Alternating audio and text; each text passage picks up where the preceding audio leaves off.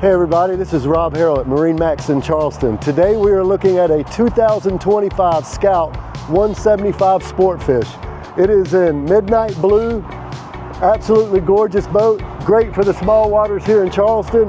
It is powered by a Yamaha 90 horsepower. Let's get on board and check this boat out. Now that we're on board, we're going to go over a few options on this 17-foot boat. It has a lot of great features on it. We do have a swim platform back here in the rear that is color-coded with a drop-down ladder for easy access.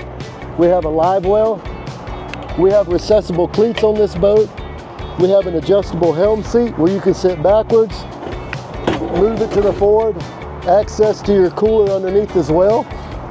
This boat is also set up with a new Dometic trim tab system. We have a phone holder on this phone that charges your phone. We have your Bluetooth stereo as well. Gauges up here, set up to where you can run a Garmin up top if you like. We come up to the bow of the boat. We have another cooler seat, so this cooler is also removable from the boat as well with a bow cushion. You have a big fish box on this boat and storage area as well, which is plumbed and drainable.